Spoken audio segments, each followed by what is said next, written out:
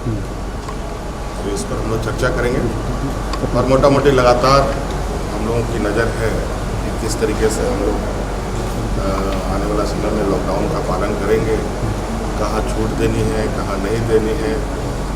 क्योंकि हम पहले भी बताए थे कि हमारी समस्या तो तब बढ़ेगी जब प्रवासी मजदूर वापस आएंगे और जहाँ ग्रीन जोन है वो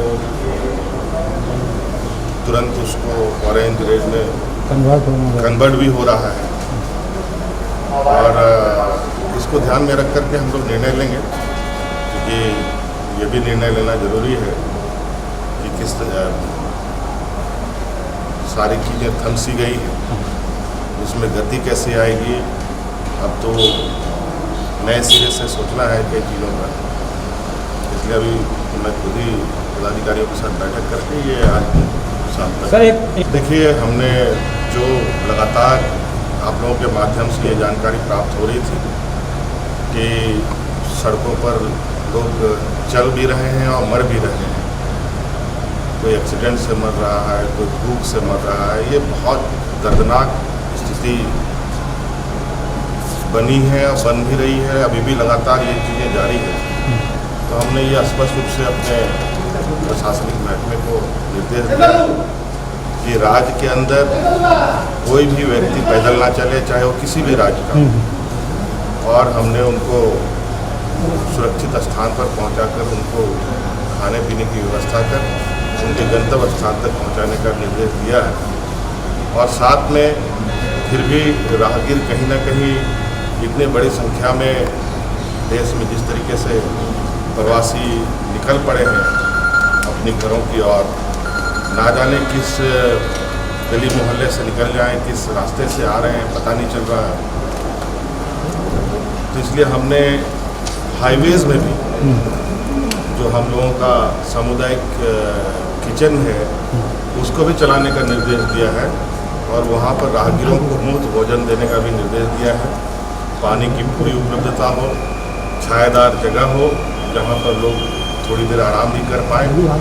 और ये बिल्कुल हमारे नज़र पर है, हम देख रहे हैं लगातार। अभी तक ऐसी कोई राज्य के अंदर इस तरीके की, हालांकि लोग बसों से भी आ रहे हैं तो अपनी अपनी व्यवस्था से आ रहे हैं, उन सभी को जहां अगर ये सामुदायिक किचन मिलता है, दिखाई देता है, हर 20 किलोमीटर के दायरे पर हमने ये निर्देश दिया है कि पूरे राज्य के अंदर जो सड़कों पर है वहाँ पर सामुदायिक किचन चलाया जाए। क्योंकि ये किचन की व्यवस्था तो हमने पंचायत स्तर पर पहले ही चालू कर रखा है और आज शायद इसको देखकर आपको लगेगा कि राज्य के अंदर खाने को लेकर कोई हाहाकार नहीं है, कोई परेशानियां नहीं है। तो आज हमने राहगीरों के लिए भी ये व्यवस्था की है। प्रवासी लोग जो पैदल चले हैं या भटक गए हैं उनको भी अब रास्ते में खाने की कोई दिक्कत नहीं होगी, ये व्यवस्था हमने उनको वापस भी निर्देश दिया है। और अगर दूसरे राज्य के लोग हैं उनको भी उनके राज्य के लोगों से संपर्क स्थापित कर वहाँ तक पहुँचाने का काम प्रशासन करेगा। हाँ, ये बातें थोड़ा सा गांव के अंदर तो ये थोड़ी सी खबर है ज़रूर, और गांव के लोग भी सतर्क हैं।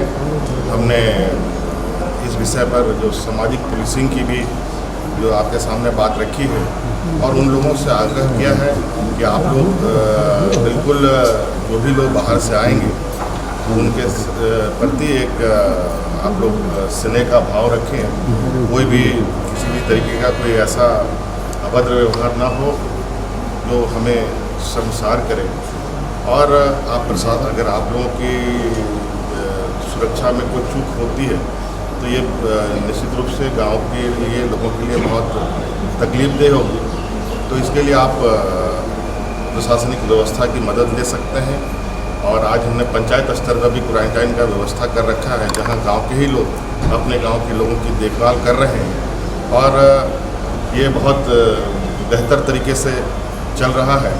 और इसी का नतीजा है कि आज आपने देखा होगा कि रांची में भी जिस तरीके से संक्रमित लोग ठीक हुए हैं, जिसको आए दिन एक बहुत बड़ा हमला बनाया गया, रांची को, हिंदपीढ़ी को टारगेट किया गया। और आज मुझे लगता है कि बहुत जल्द अब ये रांची, हिंदपीढ़ी रेड जोन से बाहर आ जाएगा। ऐसी मुझे उत्तर प्रदेश से अब इस पर मैं बहुत ज़्यादा टिप्पणी नहीं करना चाहूँगा।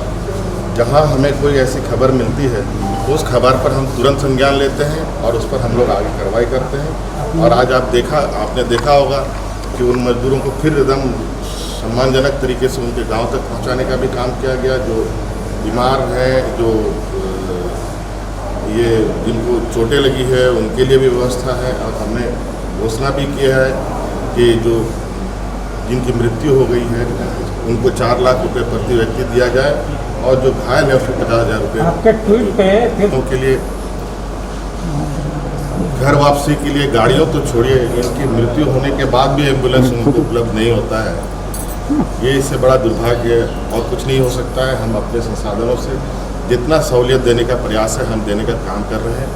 और निश्चित रूप से ये हमारे लिए एक ऐसा समय है जहां हमें सरकार को अपनी एक संवेदनशीलता के साथ इन मजदूरों के साथ खड़ा रहने का हमने संकल्प लिया है और आज लोग खड़े हैं।